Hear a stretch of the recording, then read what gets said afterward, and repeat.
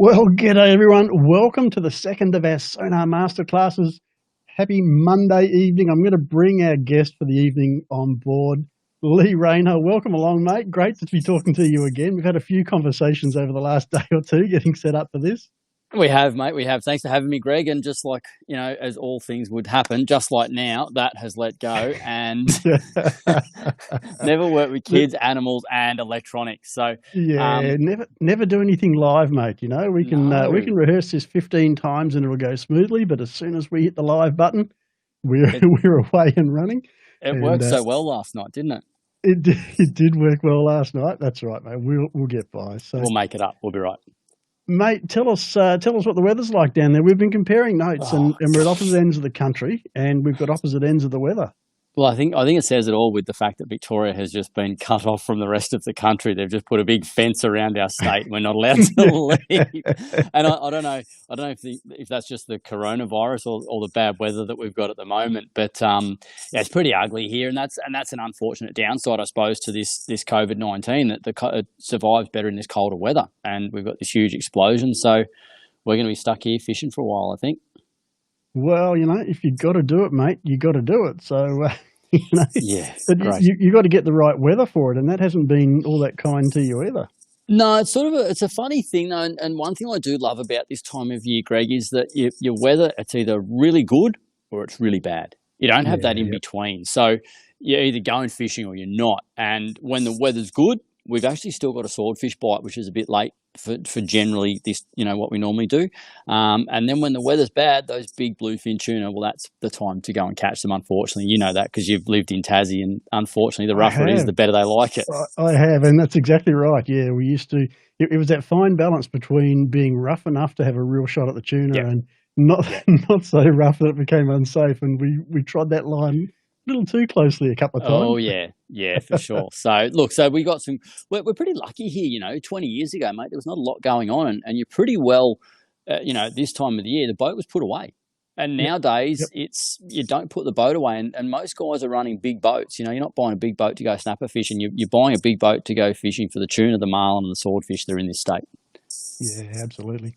Now, mate, we're just going to keep chatting for a little while before we get going with the masterclass proper. We've got a whole bunch of guys starting to come in and leaving some comments there. So, guys, let us know where you're coming from. So I'll pull a few names out there and just say a quick welcome. So we've got Kevin, we've got Jason, Sam, we've got Matt, we've got Wayne, another Jason, Kelvin, Jason as well.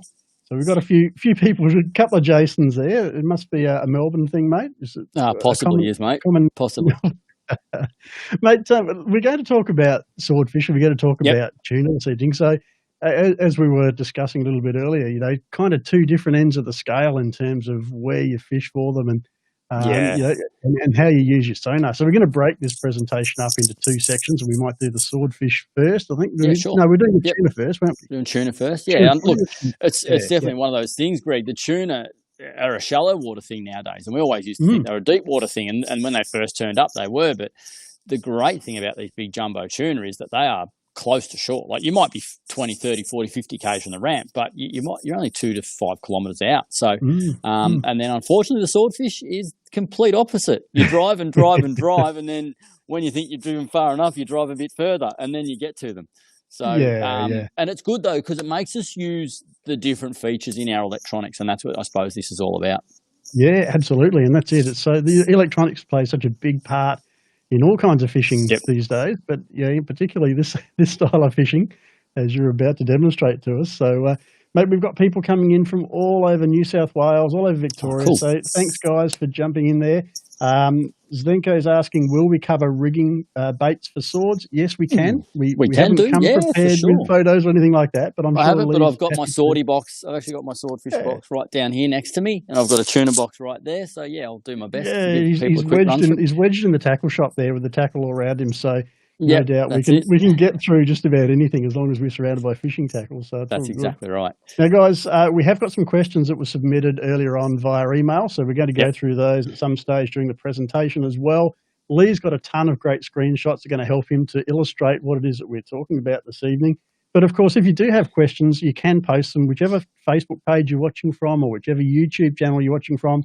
please feel free to post those questions. We can see them all coming up, and we'll try and get to all of them. We've got a fair bit to get through tonight, so I'm not gonna run Lee ragged, but we will try and get through as many of those questions as we can. If you want to be sure to get your questions answered, the best way though is to submit them before the live stream. Do it, in the week before. Jump onto the doclures.com/sonar page, and that way you can submit the questions. That gives us enough time to pull up some screenshots and things to help illustrate what we're talking about, which makes it a lot easier for us and a lot more, a lot easier for you guys to understand as well. So, Lee, mate, let's get started, shall we? And start talking about sonar and game fish, tuna and swordfish. Well, let's get your camera sorted out. My thing's let go again. That's on to do this differently. So, look, what we've got is we have our fishery is for our shallow water tuna, and that's what it is. It's shallow water, mate. Most of the water we're fishing is 40 to 70 metres deep. Okay, so exceptionally shallow water, close to land, and that makes it great because you don't need a big boat to do it. Okay, southern bluefin tuna, if I had to put one factor into this, this is one of those things. Everything worked beautifully last night, and then today we have problems. So you're supposed to be the professional TV personality, mate. Oh, mate, people would absolutely they would never watch the show again if they saw what happens when we make television and what an absolute circus it can and often is. So look, the reality is, Greg, that this show. The reality is, I'm getting pretty frustrated here. That this shallow water tuna stuff, it's bait driven. Okay, everyone says, what's the best water temperature? What's the best this? What's the best that? My common description of bluefin tuna is they do what they want, when they want, how they want. Okay, perfect example of this, the tuna bite we had last year on the big jumbo tuna, it started in about March and it finished in October. And it was the same fish in the same patch of the water off Portland, and there was just tons and tons and tons of redbait. And I think you'll see that in the first shot that we bring up. So, and the water at the start was 17.5 degrees, and the water at the end of the bite was 12.5 degrees. Now, mate, I'm curious about how you know it was the same group of fish, and I suspect it's because you got to know so many of them on a first-name basis. Oh, no, I didn't actually, but I know a lot of the other boys did. So, no, what it sort of came down to was just the fish that were in the same areas constantly. And what we saw was fish getting bigger and bigger and bigger. And it was interesting that the fish were just getting fatter and fatter because they weren't burning the energy doing these huge miles traveling. And so we got one late in the season and it was 133 kilos. And if you go off its length to weight measurement, it should have been 110. So it was just an absolute pig of a fish. So, and you actually saw it through the season. They started 100, 110, and there was bigger ones and stuff like that. But people were catching these fish and you'd see them and go, it's a 110. And then they'd hang it up and it'd be 130. So, and 125. So they were just fish that were in exceptionally good condition. So that's a big part of it. It's just about the bait. You find the bait, you find the fish. Yeah. Now, speaking of bait, mate, you said the first shot we're going to look at is all about the redfish. So let's bring that first shot up, shall we? And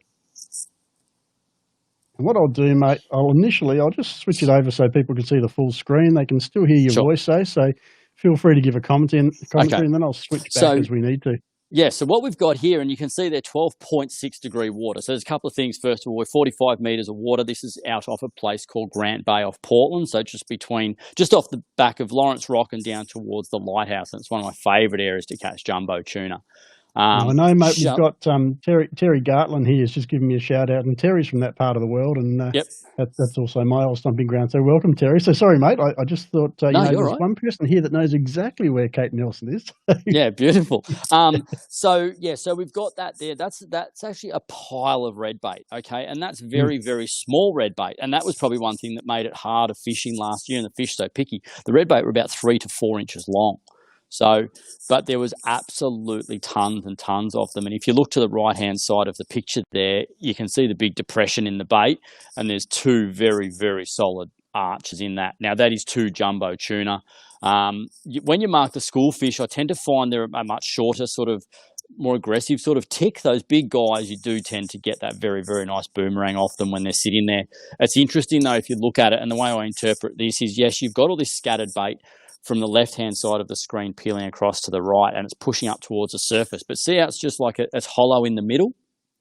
Okay, so but then the tuna have actually got a real depression in the bait, and then as we look to the right-hand side, there's a bit they're actually cracking off, and I would say that's the bit that they are really hunting, because it's very, very hard for it's like if you liken it to a lion or a couple of lions on the big savannah in Africa. They can't chase 500 wildebeest, so they'll single out one or two.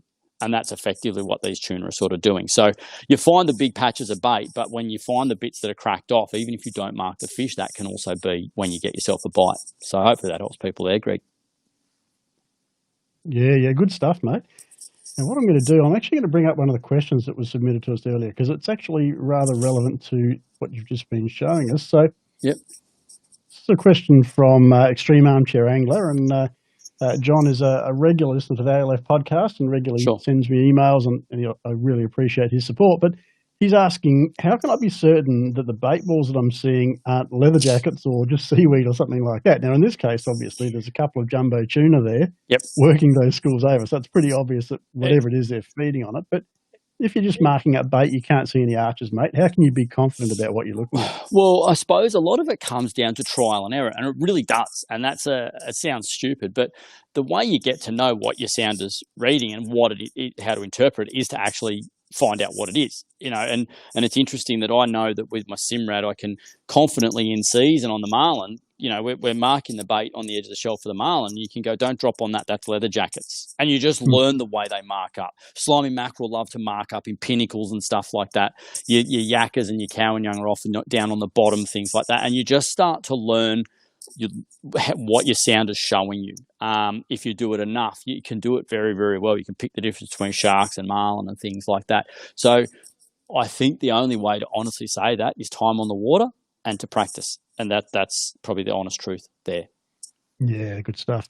And mate, we've got a few questions coming through. So Cameron's asking, why does 200 kilohertz mark up better than the chirp when trolling? Is that something we want to address now? We're going to talk about the chirp a bit later on. Yep. But do you want to cover it now?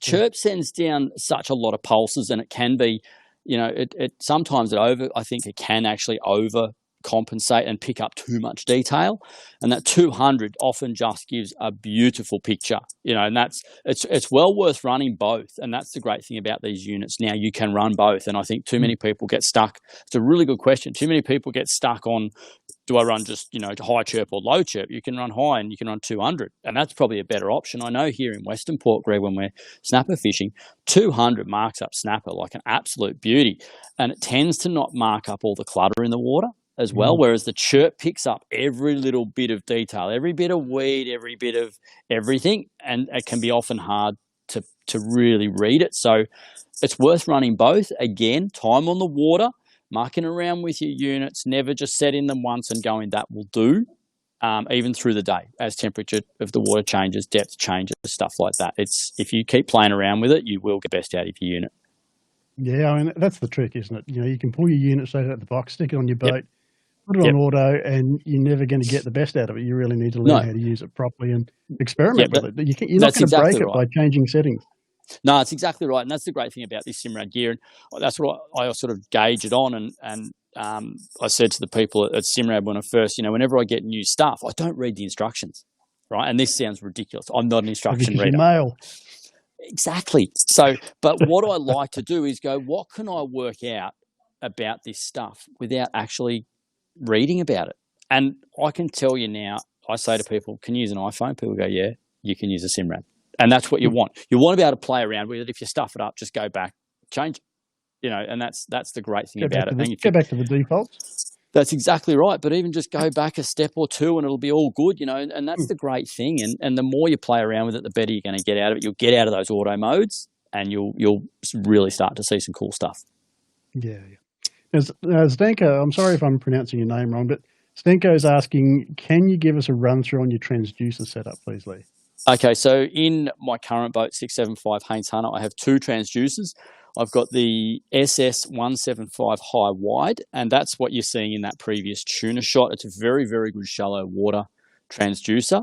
And then I've got the SS175 low, which is what we use for our swordfish and our deep dropping and stuff. But with the upgrades now, with the, your software upgrades and stuff like that, and even just this transducer since I put in the boat, the previous models that I had in with the Evo 2 Simrads, the low chirp was not that good until you sort of hit 200 odd meters. But I can tell you now, the low chirp now with the Evo 3s, it reads absolutely beautifully at 100 meters. And when I'm fishing 100-meter water, even marlin water on the edge of the shelf, 150 to 200 meters, I'm running both. And what's really interesting is that low chirp is picking up the bottom just absolutely beautifully. And we're finding some really cool bottom fishing ground. We're marking stuff close to the bottom that even the high chirp's potentially missing in those sorts of situations. So it's well worth having two. I run the two transducers. The bonus with your Evo 3 Simrad over the Evo 2s, which are just a wonderful unit, but the Evo 3 allows us to run high and low chirp at the same time and get the very best out of the whole lot. Very, very good. Just bear with me, Lee, as I'm pressing all the wrong buttons here. So now it's my turn to... It's just fat fingers and too many buttons is just not a good combination. No, that's it. Mate, we've got another question. Gary's asking, is there a course that we can do to learn better how to use our unit? Look, at the moment, I don't know if there is. I think there's going to be a bit more of it. I'm looking to do more sort of stuff, guys, where I'll be able to, hopefully in the future, go out with people in their boats and they set their units up, but show them how to use their units, show them what they're seeing. And that's, at the end of the day, that's what it's all about. It's really easy to get all excited about, what you're seeing on your sounder because they mark everything up so well, but we need to know what we're seeing, don't we? So be able to interpret that information. Exactly. Yeah, so I think that the bonus is too, mate, you've got just what we're doing here. You've got live information at your fingertips these days, and there's some wonderful stuff on YouTube through the Simrad pages of bits of information that you can get. So, and certainly if you don't know, just ask the questions. And I should mention also, folks, that when you do come to these live masterclasses, you can submit, if you go to the web page in advance, you can submit screenshots as well, and we're happy to look at those and help you to interpret those. Yeah, so cool. Feel free to do that. If you're not doing this live masterclass, of course, you can always post them to the Simrad web page or the Simrad Facebook page, I should say, and ask for some help with interpreting. There's plenty of people there that are going to help you out. So there's don't feel you're on your own. No, that's it, mate. And there's guys out there that really, really know their stuff. The Bass boys and the Barra guys and the blokes up the coast. And if you can get in contact with a guy in your area chasing the species of fish that you're chasing, it's just so helpful. Yeah. Now, Lee, I'm going to bring up the next of our, let me take that message down first. I'm going to bring up the next of our slides now. So just bear with me for 2 seconds. Sure. Tell us about what we're seeing here, mate. Oh, it's pretty exciting, that one. But that there is, and as much as that's exciting, that's a school of school bluefin tuna. And that was out off Anglesey this Christmas, January sort of period. There was a lot of fish out in that part of the world. So, and you'll see there, they're much shorter, sort of more like really aggressive shape, sort of like marks on the sounder. That is bluefin tuna that are probably anywhere between 10 and 25 kilos. You see the water's nice and warm. It's 18.1 degrees. And this, again, it just indicates bluefin tuna do what they want when they want. And this was a phenomenal summer bite of fish that we had this year. So the big thing I'm sort of with this picture, I suppose, that I'm bringing up is just how differently the fish can and do mark up. And that sort of stuff that you're seeing there is exactly what I was talking about, that to me is a bunch of school tuna. And we were getting stuck into those down off Anglesey at around, I think that was sort of that January, sort of January, February sort of period. And there were some really nice fish there, but you can see they clearly do look different. There's lots of them in the school, and they do look different to the big bluefin that you saw in the last shot. So that's a different sort of scenario that we have there. A bit of warm water, and again, the water's shallow. That's the big thing that people will most probably notice, Greg. Yeah, absolutely. Now, Matt, I'm going to bring up another question that was posted earlier in the week because, again, what you've just shown us kind of leads nicely into that. Now, the question's more about billfish, but John, Extreme Armchair Angler, once again, is asking, how can I distinguish billfish from other species? And in this case, how can I distinguish school tuna from barrels? I mean, Yeah. Yeah. What are the different sonar signatures that you expect from the different species? In most cases, I would say your jumbo or your barrel tuna, they mark up bigger. Like, they generally mark up bigger. They're generally in smaller numbers. It's not, if you mark 6 or 7 big fish, that's a lot. A lot of the time you just mark 1 or 2 or 3. When you're marking a school like what's in this shot at the moment, you just go, oh my God, if this is jumbo tuna, well, get ready.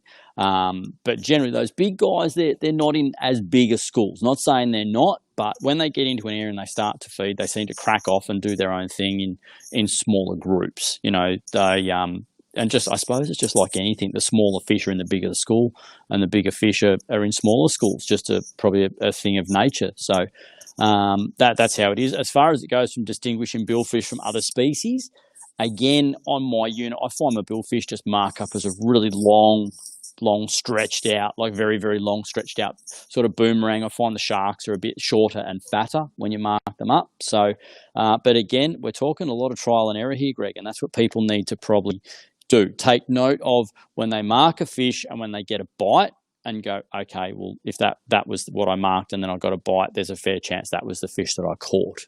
If it was a shark, take note of what that looked like.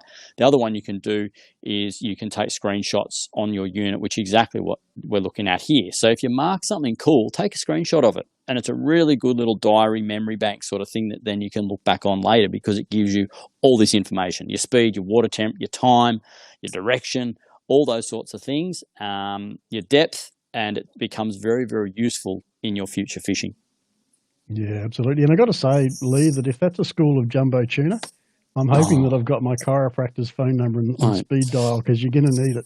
If that's a school of jumbo tuna, Greg, I'm pulling 4 of the 5 rods out of the water because I don't want to hook all of them. And it's an interesting one, Greg, just very quickly, that our tuna here, how they fight so hard. The boys in New South Wales get, what are you guys talking about, 3 hours on a fish and stuff like that? And I believe, when guys come down and do it, one of my very good mates, James Thackeray James has caught so many game fish over the years, and he came down, he's going, what are you boys doing? And he came down, he got punched up by one for about 4.5 hours the first time he caught one. And it's just the cold water, the excessive amount of bait, and they're just sitting there, they're just chowing down the whole time, doing nothing, and then when you hook them, they're just full of beans. Let's face it, even once they start to wear down, there's just a lot of weight there that's on its side, going round and round in circles. Exactly. That you've got to pump up to the boat. So exactly. Hard work. Mate, this next screenshot is all about tuna on the edge of a bait school. So let me bring that up for you in a moment. Yep. That is what I like to see. That gets me excited. Like, see how the marks are quite big, they're a bit scattered.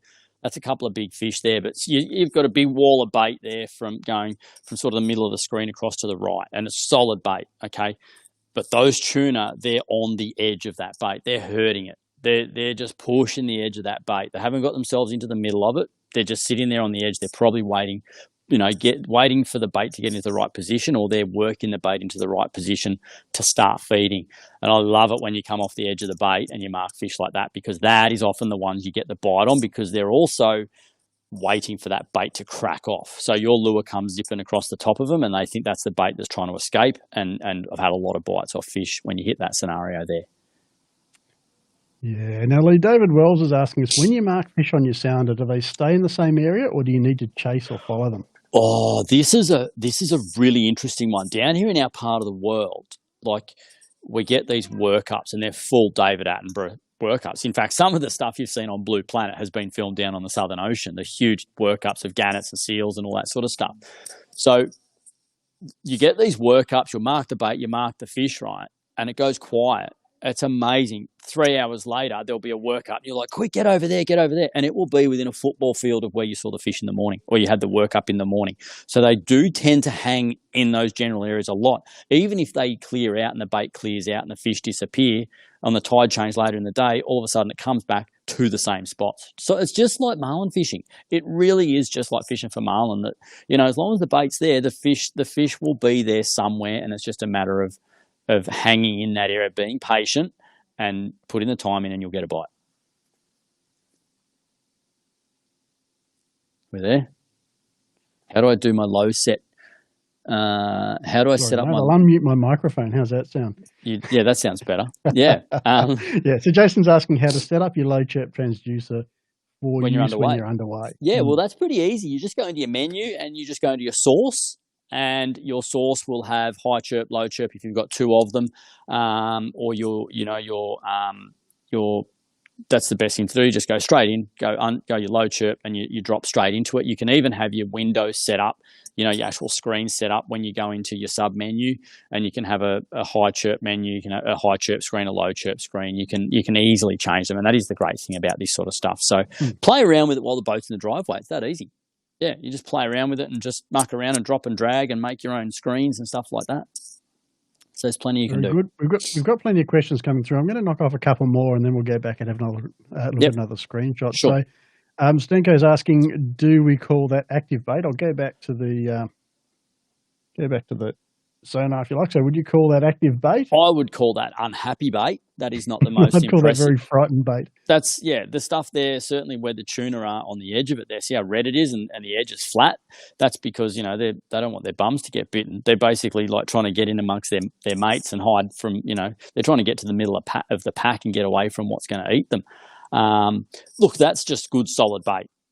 There is better shots that I have here coming up, which you just go, yeah, that's great bait. But that's a big piece of bait. Like you think that's 2/3 of the screen long. That's probably a couple of 100 meters long, that patch of bait, and that's nothing on what was down there last year. So that's good. I like to see red in my bait. If it's got red in it, it's dense. But the fact that if you look from about the middle of the screen and then across to the right, there's no breaks in it, there's no holes in it, nothing like that. That sort of indicates to me that while it's solid, it's not really under attack. It's just that edge. Once we come off the bait, that's where those tuna are.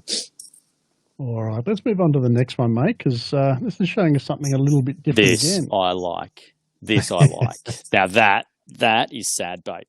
Okay, so a small piece of bait that's been busted off. It's on its own. It's got two fish, giving it a really hard time. Okay, even the fact that see how it comes up in a pinnacle, and even though we're not marking a fish there, Greg, in the middle of the screen where it's a very sharp pinnacle of bait, look how red it is up there at the top, and look how flat that bait is on the right-hand side. Okay, the fact that bait is just so flat on that right-hand side indicates to me, although we're not marking a fish, because he only has to be a couple of meters out of the beam or a meter out of the beam, we don't mark him, right? That bait being that flat indicates there's probably fish on that right-hand side of that bait that we're not marking. I would work that, and I would work that bait really hard. That's the sort of stuff I like to fish and get a bite off. And I guess that, one of the points that you made when we were having a chat a while back was that, quite often it's those smaller patches of tuna. So I'm going to bring up this next slide. Quite often it's those smaller patches of bait. Yep.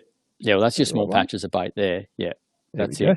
This one here, you have no bait. This is another little trick that I really love. So what we get down here, if people haven't fished down the west coast of Victoria, or just in Victoria in general, now we get tuna everywhere, is you get these workups, right? The gannets and the seals and all that sort of stuff. And it's like the tuna push the bait up, and then the seals hold the bait up and they push it all to the surface. And then the tuna just sit around underneath them, and you troll up next to them or do whatever you're going to do. And the gannets are bombing in on it. And it's really, really exciting. Like it genuinely is when you spot a couple of 100 birds diving in the water, you get up on it and stuff like that. But you'll often find that you'll have a workup, in one spot, and then there's a workup a kilometre away, and then there's another workup. And they'll just sort of keep going. We call them spot fires all day. They come and go. Oftentimes it's hard to get the bite on that workup, but I like to work the ground between the workups, and that's often where I get the bite. And it's like you've just got these roaming, marauding bluefin that they might have just had a feed. They might be moving from one patch of bait to the next, and it's often in the middle of nowhere, or just with a tiny little skerrick of bait in between two amazing looking workups, that you'll get a bite. And that's exactly what that shot back there shows.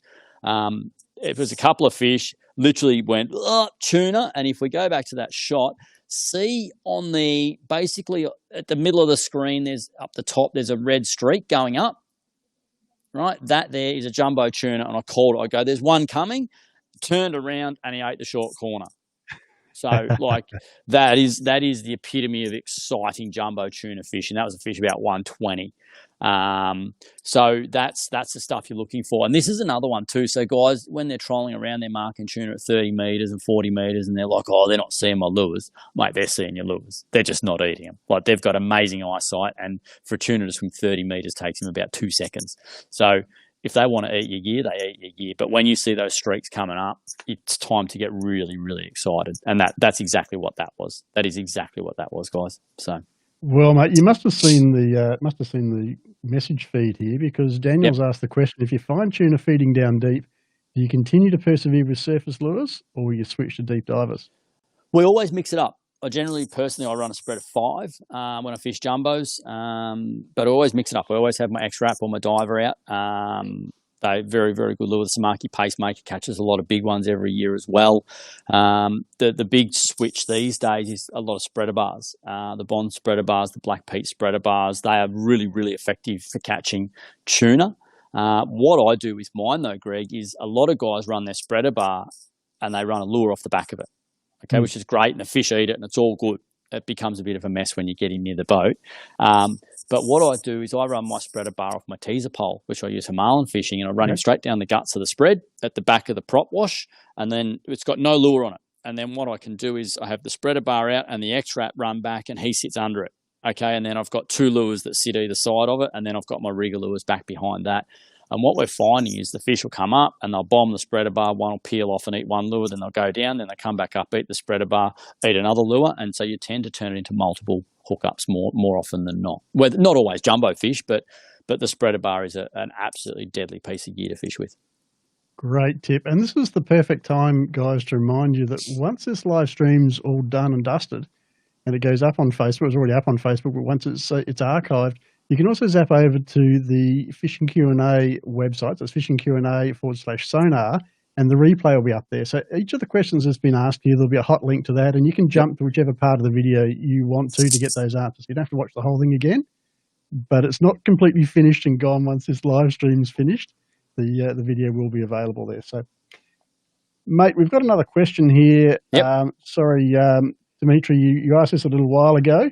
Now, I'm going to read it out to you because it's not all coming up on the screen, but Dimitri's asking what adjustments you'd make if you're fishing in rough or sloppy weather, because he finds that he gets interference, but he doesn't want to knock the gain down too far in case he might miss a fish. It's going to be a juggling act. And even in the big boat, we're mucking around with it. You know, if you're in really rough weather, it's, getting aeration under the hull potentially, and that's what's causing your transducer to give you a poorer read. Obviously, if you've got a transom mount transducer, it's going to struggle more in rough weather than a through hull transducer, because the back of the boat will get more aeration around it. What I do though, and even if I'm fishing for snapper, okay, if I find something that I think I like, or I see something that I went that looked like something, but I didn't mark it beautifully, I mark it straight away on the GPS, right? And that's why I would never have a different brand sounder to a different brand GPS. It has to be same, okay? Or you run the same unit, whatever. You see something, you mark it. That's the beauty of this sort of stuff. Go around, get yourself in a good position, and troll back down sea over it. Okay, you'll get your best reading running down sea where the boat's running at its smoothest. You can even slow down if you need, and it's amazing how often you'll turn back around, run back down sea and go, oh, yeah, there's a couple of fish sitting there. Or that's a nice bit of bottom. So that's probably the best thing I could do. Run your gain as high as you can. Maybe run your colour up a bit more, because then you can run your gain higher, so you'll have more clutter. But if your colour's higher, then you're going to see the red better. So if you mark a fish in the clutter, you'll pick him up better. Good stuff. Now, Eastbound's asked a question about chirp and swordfish. We're going to talk about swordfish in just a moment. So we'll get through the tuna stuff. We are. Eastbound, hold that question. We've got it there. We're not losing it. We're not skipping over it. We will come back to it a little bit later on. So, mate, I'll bring up the next of the screenshots to talk about. Yep. So here we have tuna that are off the bait. Yes. So you've got tuna here that are off bait, but they're on bait. We've just got good bait. There's good depression in this bait. So there's obviously a few big fish there. Right in the middle of the screen, I can see 1, 2, 3, 4, 5, maybe 6 fish down in that depression in the bait. what you can sort of assume is that they're obviously pushing the bait that's from the left-hand side of the screen down towards the middle of the screen. That bait's hugging the bottom, trying to get away from them. And when bait goes to the bottom, it's not a bad thing because it makes it harder to eat for these fish. They want to get it up to the surface because then they can get all up on it, like a spider monkey. So if you look at the bait going to the right-hand side, look how red that is on that edge as it's getting pushed up off the bottom. Off that patch of bait there, that was last season down off Portland, and we'd been fishing all day. We'd been marking fish all day, and we were literally on the phone FaceTiming one of our mates, Mark Sullivan, chatting away, going, Sully, check this bait out. And I said, if we don't get a bite off this, I give up. And no sooner did I say that, and the shotgun went off, and we ended up with a 133-kilo bluefin. So that's the sort of stuff that you like to see, guys. That is just the stuff you like to see. When you see that, you get pretty excited. You've got active fish. You've got bait being busted up. You've got fish that are feeding and doing stuff, and that's exactly what that was. Well, we've lost you again, Greg. I can't hear you now. I've got to remember to unmute that microphone. Unmute that mic, mate. I needed to have a cough while you were talking. Yeah. I didn't want to interrupt. So, anyway, mate, I've got a question from Paul Harmer. So what's the best scroll speed to have your sonar set at when you're tuna fishing? Okay, so I run my ping speed pretty high, okay, for this shallow water sort of stuff, and I run my scroll speed at normal or ×2. I don't run my scroll speed so high. I just like to get that really nice sort of curve mark. A lot of guys run it higher and you'll get a more stretched out sort of picture, but I quite like that compressed sort of, and I get a lot of the detail when it's running. I get a lot of the detail, when it's running that way, that's for sure. So that's how I do like to do it myself. All right, mate. We've got one more question before we move on, and this is the last one for the tuners, guys, and then we're going to move on to the really exciting stuff. We're going to start talking about the swordfish. So the last question, mate, is again from Extreme Armchair Angler, who's a prolific guy with his questions. So when we're using side scan sonar, he's saying he assumes it's an asset for finding surface bait, but what does surface bait look like when you're seeing them on side? I haven't actually got any screenshots of surface imaging bait. It's one thing I don't have, but it shows up as just streaks and patches, and the thing you look for is the shadows behind it, and certainly big fish mark up quite well on surface image bait, that's for sure. So it does mark it up very nicely, and it's actually not a bad thing. A lot of guys do use it down here because they can get up on the side of these big workups and actually see what's sitting, if there is big fish sitting under them, and there's some guys doing very, very well using the side image, that's for sure. Yeah, good stuff. All right, Lee, we've done really well, and thanks everyone for your questions. We've had a good solid half hour on tuna. Let's move on to onto swordfish, mate. So beautiful. Tell us the difference when we're using sonar to find swordfish. How's that different from using sonar to find tuna? Okay, so this is a completely different ball game. So, hang on, what's happened there? Have I frozen that? Sorry. No, so you're good. Mate, what we've got happening here is 100% different. Sorry, Greg, I'm just going to fix this up. 100% different fishing scenario. So we were talking about shallow water, we're talking about high chirp. Now we're talking about deep water, low chirp. Off the edge of the shelf, fishing the slope of the shelf, and even out off the slope and onto the flatter ground and stuff like that. This is where the low chirp comes into its own. If you don't have a good sounder transducer setup, you are really peeing in the wind. That's the best thing I can say. Like, you can catch fish without it, but you're going to catch more with it. That's the truth. All right, mate. Well, let's talk about how we do that then. So let's bring up that first image that you've got for us. Yep. Which is, of course, your CMAP image. Okay. So this is the new CMAP reveal, and this will excite a few people. Like, this is what my GPS is showing me. It's an amazing mapping system.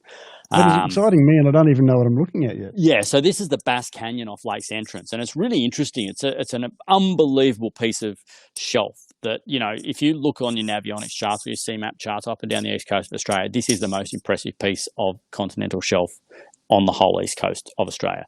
So it's a piece of shelf that runs east to west, and then it runs north to south. And in that, you can see there's little gutters and stuff running out off the shallower water into the deep, and then you can see GPS marks and stuff that I have there. That bottom canyon is called the Anemone Canyon, or Anemone. There's debate over what it's called. So that's way down south of Lake's entrance. Straight at the front, we have the Bass Canyon, and we have a whole lot of fingers of gutters that run, into that deep water there. So what's interesting with the swordfish is they obviously come and feed up in these gutters on the baitfish, but what's really, really interesting, Greg, is that we tend to catch them more on the flatter ground. And I know last year I did a chat at Exmouth for GameX, and I talked about swords, and the boys have been fishing these really, really steep walls and all the great looking ground. And I said, guys, try fishing the flatter ground off the steep walls, and they have been, and they've been catching a lot of swords. So this CMAP reveal, it's awesome for swords, but it's also awesome just for general bottom fishing, marlin fishing, finding ground. So it's a real game changer. Yeah, good stuff. Now, mate, there's been a few questions. I'm going to just move on to the next slide. There's been a few questions along the way about using high chirp versus low chirp. Yep. Here's your chance to explain the difference, mate, and when to use each. That's it. So if you see on the left-hand side of the picture there, you've got high chirp. We've got 15.5 or 15.6 degree water. We've got high chirp on the left-hand side of the screen, and it's showing us the bottom beautifully, absolutely beautifully. It's just not showing us the detail that's in between.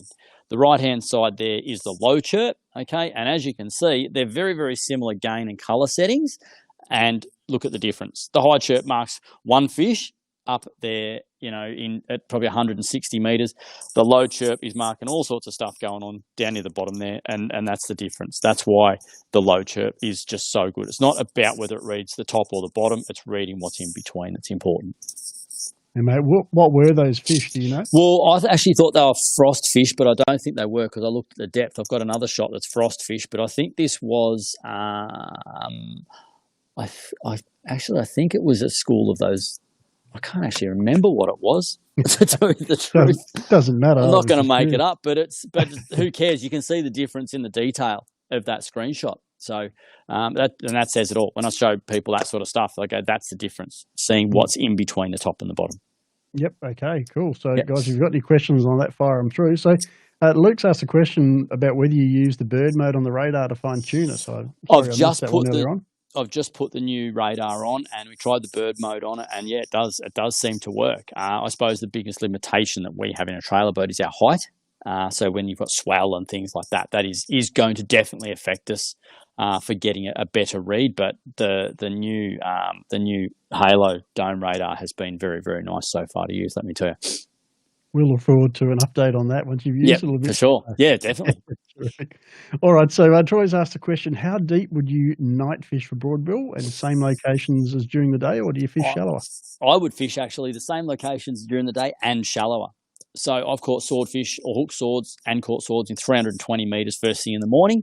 They definitely feed right up into the heads of these gutters and these shallower grounds at night, no doubt at all. But I would definitely be ticking just the outside edge of the shelf, 300 metres sort of area at night, because that's where these fish are pushing into, that's for sure. For sure. All right, mate, just scrolling through to see whether we've got any other questions here. We have. Yep. So Anthony said, should see high detail release shaded maps on all sounders soon. It's not a question. But there you go. Look at that. That'll be nice. Yeah, for sure. Right. Let's move on to the next screenshot, mate. Yep. So just bear with me as I switch this over. That one there. Right. Okay, so what we've got going on here is, so we've got low chirp. Again, this is a swordfish situation. We're in sort of 450 odd metres of water. We've got a nice feed layer here, and you can see the difference by tweaking up your colour and your sensitivity or your gain to get it right. But mainly the colour in this situation is showing us that we're marking a fish sitting above the feed layer. And what's interesting is how high these swords will sit in the water column. At the start, we used to think they all sat down near the bottom, but you'll mark them up even not far off mid-water during the day. So got good solid feed layer there. All those. And then in the middle of the screen up the top there, that's where there's two lines going down at like a 45-degree angle. That's the brick and the squid being sent down to hopefully get eaten by a swordfish. I don't think that one actually did. And those cracks in the picture, that is where we're just tapping the boat into reverse, just where you're breaking obviously the transducer's got a bit of white water going over it. So that's what those cracks are when you see that. That's just a reversing thing. Now tell us about these these feed layers, mate? What's that all made up of? So a feed layer is, or a scatter layer as they call it, is just microorganisms. Like we were catching the other day when we were out there, we were catching some grenadier, and they were spitting up these royal red prawns. So there's tiny squid, there's prawns, there's tiny little fish. That's the base of the food chain. There's probably like little jellyfish, and you pull up all these weird jellyfish stuff stuck to your line, and all sorts of stuff going on. So that's what that is. It's just a massive feed layer of microorganisms, and then there's stuff in there eating that stuff, and then the bigger stuff and the bigger stuff and the bigger stuff, and at the top of the food chain is the swordfish. So it's a lot of food for squid and things like that. Absolutely. All right, let's move on. I'll just check and see if we've got any questions coming through. Oh, we have.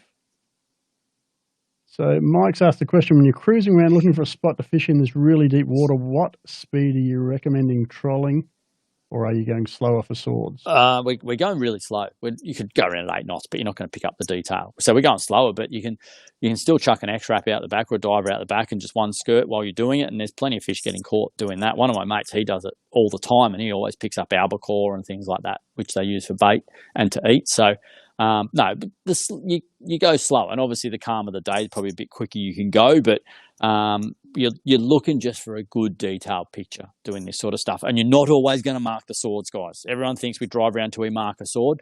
No, we drive around till we find a really good feed layer. When we find the good feed layer, if we mark a sword, we get pretty excited, but you're just trying to find the bait. It's like driving around marlin fishing and not fishing until you mark a marlin. No, we tend to still fish when we're on the bait. Yeah, good stuff. And that's a perfect segue into this next screenshot, mate, isn't it? Yeah, it is. It is. So this is a really good feed layer, this one here. So that one's it's a bit over 100 metres thick, that feed layer. And this one here, so we're in 428 metres and low chirp. And if you look on the zoom side of the screen, on the right-hand side up the top, there's a little mark horizontal with a red centre to it. Okay?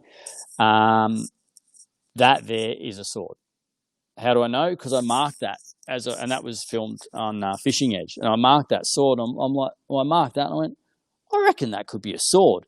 And I turned the boat back around, positioned it, dropped the bait. It didn't even hit the bottom, and it got hit. And then we got the bait to the bottom. 10 seconds, bang. Brick was broken off, swordie was hitting the bait. So, and we had that fish on for quite a while before we lost him. So you don't always going to mark the great big fish. You're not always going to mark the swordie, but that was just find that good feed layer. See how red that feed layer is there. Starts to get solid. That's always pretty exciting when we're fishing for them. When it gets thicker and just more dense. Just like if you found dense bait marlin fishing or tuna fishing. Good stuff. Now Owen's asking whether we get pike in 400 metres of water, and if so, do we use jackal chuppies? Oh, you could do that if you wanted to. You could do that if you wanted to. Nice one, Owen. There's always one, isn't there, Owen? Thank you. So another question that's come up, Lee, I can get it to show on the screen. Sure. So you actually troll with bait? No, we don't. We tend to drift with the bait. So once we've got the bait down, we're drifting more, with the current or the breeze or whatever it is. We're actually trying to keep that bait down there. So we tend to be tapping in reverse a little bit to keep the bait down. Or if we're marking fish higher, we'll just let the boat drift, or quite often towards the end of a drift, which is we do about 45-minute drifts once the baits are down. So that last 10 or 15 minutes, I'll just let the boat drift if it's not too windy to pull that bait right up through the water column. We had a swordfish on 3 weeks ago, and we were literally winding the bait up on the drill. Like we were cranking it up. It's probably 150 to 200 metres off the bottom, and it got absolutely smashed by this swordie, which we proceeded to fight for 3.5 hours and then lose. So they do come a long way off the bottom when they need to. All right. Another question here, one from Rod asking, how do you run your TVG for low chirp? I run it fairly low. I just keep it always down pretty low. So saying that, the new software upgrades, you can put them right up and it will help. So I'm really focusing on the bottom, whereas your TVG is really good up for the higher level. So, and yes, it's still important to have your TVG right, but on the low chirp, you're really focusing on the bottom. If I'm looking on the surface, I'm really looking at my high chirp, and that's where you can run dual transducer or dual frequency transducers. All right, Lee, let's go back to our screenshot. So what I'm going to put up now is a really good example of using your zoom. Yes. Yep. To better pick up that feed layer. So do you want to talk us through what you're doing there? For sure. So I've used the zoom to obviously just get a better picture of what's going on. I've got the colours increased and the gain increased on that left-hand side that zoomed. That solid red wall at the start of the picture, though, what that is, that's where we've run back up to a spot or we've run up to an area we want to fish. So I've had the sounder set up for drifting or going very, very slowly to get a good picture. So as soon as you start doing, speed, it just blacks out, and that's what that is there. As I've pulled the boat back off the plane, that's where it's, and gone back to a slow speed, that's where it's cleared up and I've got a good picture again. So it's easier to do that rather than readjust the sounder when you're going to slow down in a minute anyway. So I'd probably ran a kilometre, just leave the sounder as it is because it's all set up for going nice and slow, pull the boat off the plane, and then we're back in business again. And your zoom just gives you that detail that you need to see on the bottom. Yep. A few more questions coming through, Lee. Some of these are not sonar related, so we'll just whack some up on the screen and work our way through them. So, real salty fishing, do you like to leave the brick attached or break it away? We do both. The verdict's out. Some days if you're marking fish up high, definitely having the weight cracked off helps. If it's rough, I do like to leave the weight on. If we're fishing 2 rods, we'll have one with the weight cracked off. We'll send that down, crack the weight off, let that bait float up. And then we'll leave the weight on the other one. So it's an each way bet. It's an each way bet. If I was starting out, I would probably say leave the weight on, just because you at least you've got a tight line and you can see like the swordie bite. If I put my hand this way, that's a swordfish bite like that. That's a swordfish bite at 500 meters. So it's pretty exciting after 2 days standing around watching a rod tip, waiting for that. Let me tell you. No, I'm just having trouble getting this next message to go up on the screen, so we'll give it another crack and see what it does. Here we go. So, what's the top current speed that you would drift, and what speed makes it too hard? Okay, so we tend to fish for swords where there's no current. That's a good tip. All right, we look for areas where there's not current. I know over in Florida and that they fish with current and they use that downrigger sort of style system with the weight up the line. But here we tend to have our best results, and that's probably because of the way we fish in areas where there's less current or no current. So our biggest battle here is wind and current, but it's wind. That's what really knocks us about. So that's why we tend to try and fish in the good weather, because it just, it's hard to drift, and then back into it. And it's hard to see the bites when it's rough as well. So strong current does make life very, very difficult though. So try and pick areas of less current, that's for sure. Too easy. All right. So Mike's saying lots of questions. That's good, Mike. We like lots of questions. So do you prefer J hooks or circles for bait fishing? Okay. The $20 million question. Swordfish are swordfish. You will never catch all of them. Okay. I use J hooks at this stage, and I do well with J hooks, and so I have no need to change. But I have mates who only fish circle hooks, and they catch lots of them on circle hooks. So even with the J hooks, we get a lot of them in the corner of the mouth, that's for sure. So it's personal choice. I have no need to change at this stage, but saying that, last couple of trips when we've been fishing a floating bait and a static bait, the floating bait we're running a circle, the static bait we're running a J. The one common factor that does seem to work with circles, when you get him on, give him heaps of drag. I mean 16 kilos of drag to get that circle into position, because he's racing to the top. The more drag, the better that hook sets. That's a massive, massive thing. Guys who aren't putting heaps of drag on them at the start do tend to lose them a lot. Good tip there. All right, we've got one very important question from Corey here, mate. So Corey would like to know how many boxes of tissues you go through after you've lost a good tuna or sword. Mate, when we lost that one the other day, we lost it. Like, you just see 3 people do this. The rod goes in the holder. There's not a word spoken. The motors, you put the gear away, shut the cabin door, start driving in, and about 10 minutes into it, someone goes, "Oh, we really wanted that fish." And then it's usually someone unloads on that person for saying something so stupid. So it hurts. It hurts. And it hurt. I don't mind losing a fish. I don't mind losing a fish when something goes wrong, like a hook falls out, whatever, you can't help that. But in this case, the top shot broke, and it was just one of those things. I hate losing a fish when you don't get to see him. And that's all we said. The 3 of us said, we just wanted to see him. We just wanted to see that fish and just to know how big he was. Because swords pull that hard.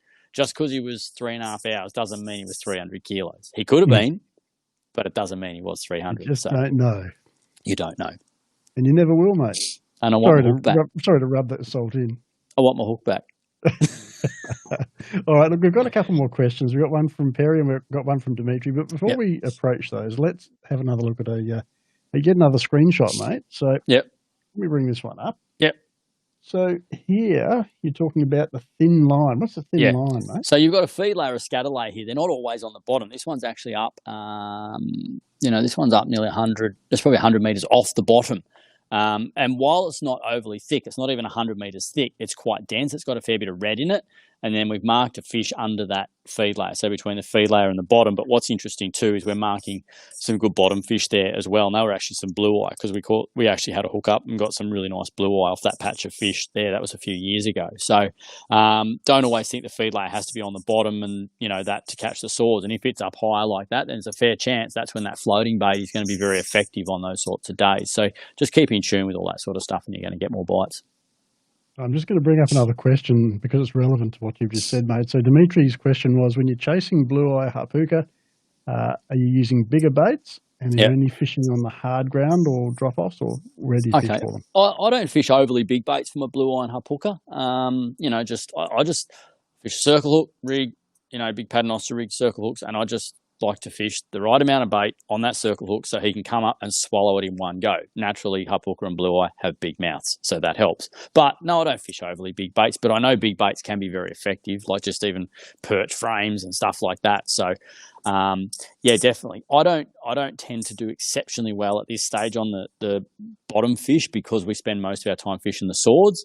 And as I said earlier, most of the swordie bites come on the flatter ground more so than those steep walls and stuff like that. So your blue eye and your puka and that come on the steep walls, and then your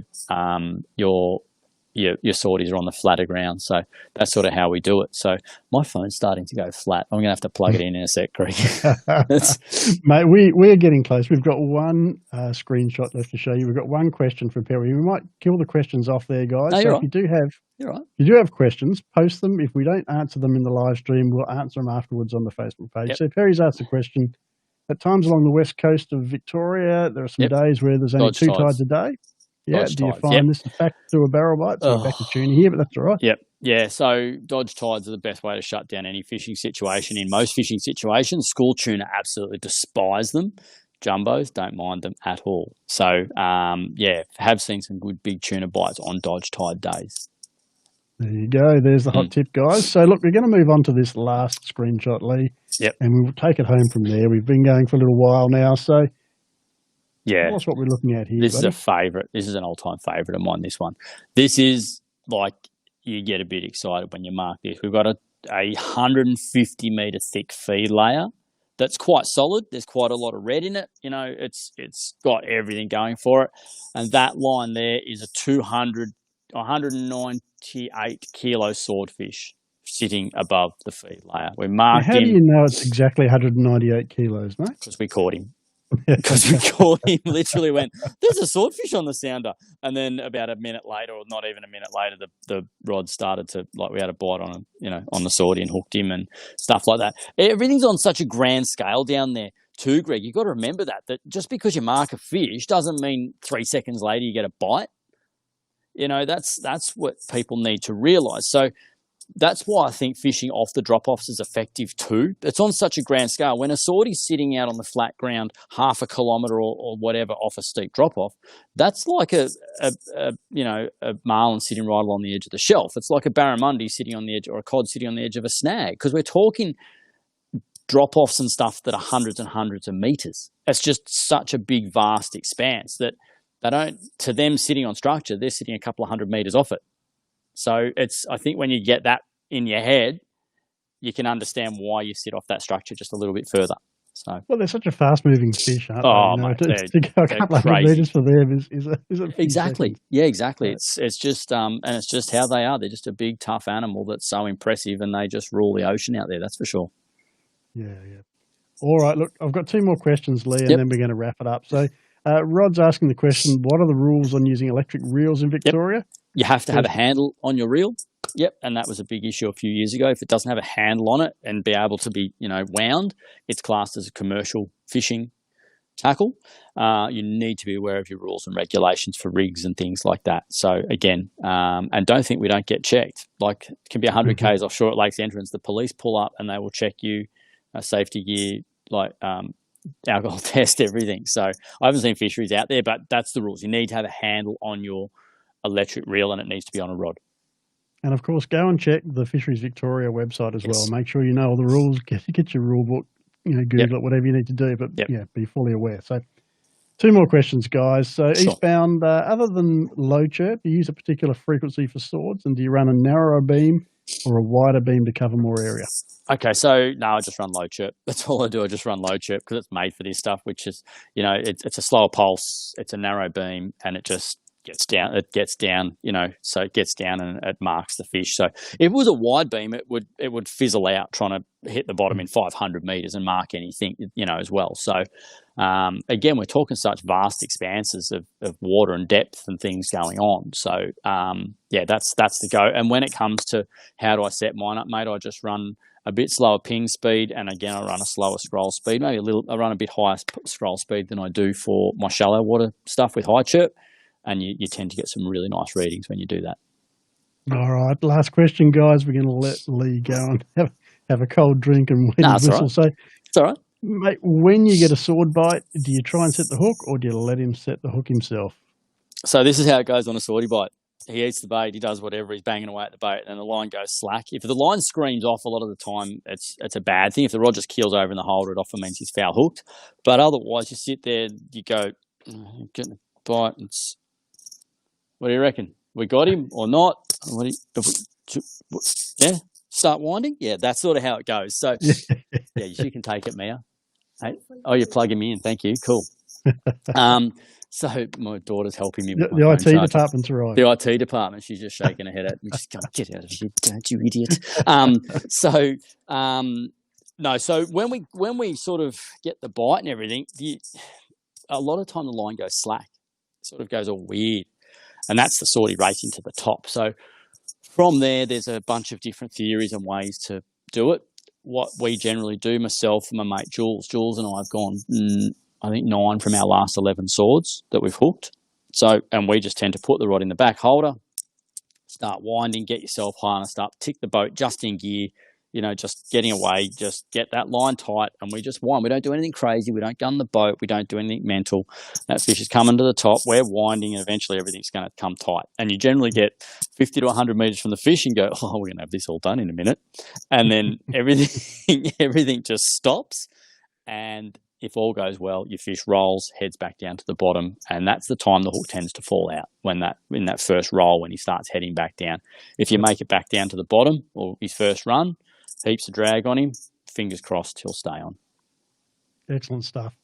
Lee, it has been tremendous, and if that wasn't a masterclass in blue water fishing for swordfish and tuna, I do not know what is. So, tremendous stuff. Thank you. Heaps of great tips. It's been great talking to you. I want to thank you for coming along. I want to thank Navico and Simrad for getting behind this and putting this on. I know it's going to help a lot of guys to get onto some tuna, some swordfish.